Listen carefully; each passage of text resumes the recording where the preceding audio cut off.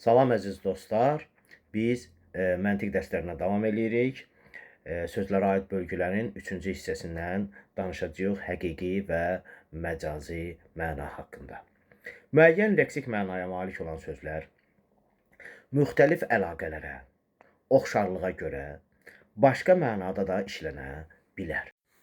Məsələn, öz həqiqi mənasına görə yırtıcı heyvanlardan birinin adını bildirən şir, aslan sözü şirlə şücaət arasında bir növ oxşarlıq olduğu üçün bəzən şücaətli şəxslərə də şir deyilir. Deyirlər ki, filan kəs aslandır.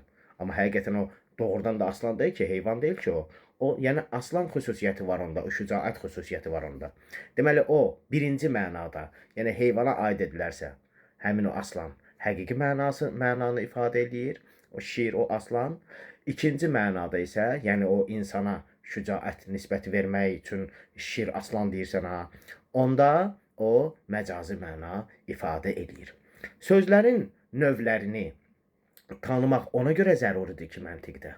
Ona görə zəruridir ki, istər təriflərdə, istərsə də analogiyadan başqa digər əqli nəticələrdə amonimdən və məcazi sözdən istifadə edilməməlidir. Analogiya haqqında gələcək bəhslərdə danışacağıq. Çoxmənalı sözlərdə isə, biz bundan qabaq çoxmənalı sözün tərifini qeyd edəndə dedik, sözlərdə isə ilkin məna tam şəkildə aradan getməyincə törəmə mənadan tərifdə və əqli nəticədə istifadə olunmamalıdır.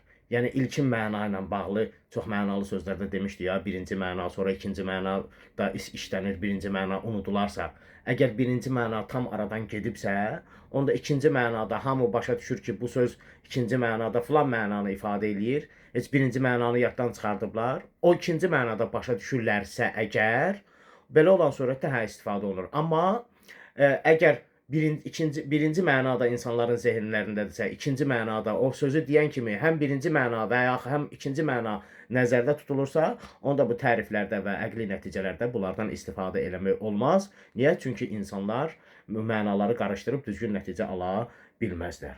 Sofistikaların çoxu amonimlərdən yaranır. Sofistika nədir? Sofistika budur ki, mübahisədə doğru nəticəyə çatmaq üçün yox.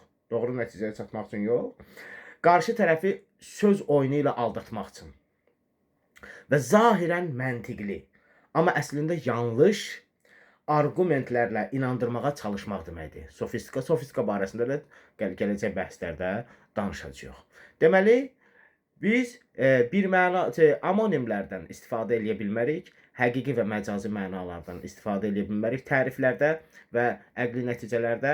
Üçüncü çoxmənalı sözlərdən də əgər birinci məna unudularsa, ikinci məna insanların zehninə dərhal gəlirsə, o surətdə olar, amma yaxşı olar ki, təriflərdə bundan da istifadə edilməsin. Sağ olun.